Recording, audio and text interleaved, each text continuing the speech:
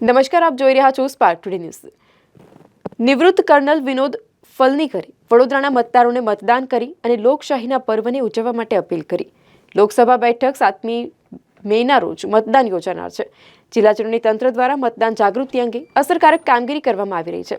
વડોદરા જિલ્લામાં મતદારો પોતાના મતાધિકારનો અચૂક ઉપયોગ કરી અને મહત્તમ મતદાન કરે તે હેતુથી જિલ્લાના શ્રેષ્ઠીઓ દ્વારા મતદાન અપીલ કરવામાં આવી રહી છે.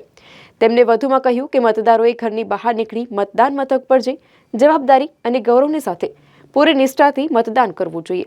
મતદાન ન કરનાર નાગરિકની પાસે સરકાર કે પ્રતિનિધિત્વ કરનાર વ્યક્તિની ઉપર સવાલ ઉઠાવવાનો હક રહેતો નથી. મહત્વનું છે કે લોકસભા સામાન્ય ચૂંટણી 2024ના ત્રીજા તબક્કાનું મતદાન આગામી 7મી મેના રોજ યોજાશે. ત્યારે સમગ્ર વડોદરા જિલ્લામાં મહત્તમ મતદાન થાય તે માટે જિલ્લા ચૂંટણી તંત્ર દ્વારા વિશેષ ભાર આપવામાં આવી રહ્યો છે.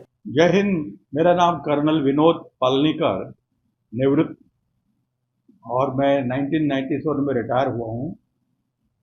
गर्व की बात यह है कि उसके बाद जितने भी इलेक्शन आए हैं, मैंने एज अ देश के नागरिक कई लोगों के साथ उनको प्रोत्साहन किया और अपना वोट दिया, क्योंकि एक वोट मैं समझता एज अ सोल्जर जैसे मैं, ये मेरा धर्म है.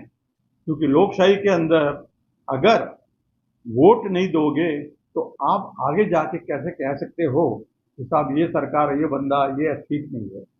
तो it is my moral responsibility, हमारी सबकी जिम्मेवारी है कि आज 7 मई को बड़ौदा में, हमारे गुजरात में ये वोटिंग डे है. मैं आप सबसे प्रार्थना करना चाहता हूँ, I appeal from the core of my heart कि हम सब लोगों ने जा करके वोट देना चाहिए, ताकि वो कहते हैं ना, strength, weakness, opportunity, do your स्वॉट एनालिसिस. और अपना वोट अभी महत्व है. जो राजधर्म, ये देश धर्म के नाते मैं ये चाहता हूं कि इस वोट को, इस दिन को आप भूले नहीं. सुबह जल्दी उठ करके वोट दीजिए. जो मन को शांति मिलेगी आपको बाद में 4 जून को जो भी होगा.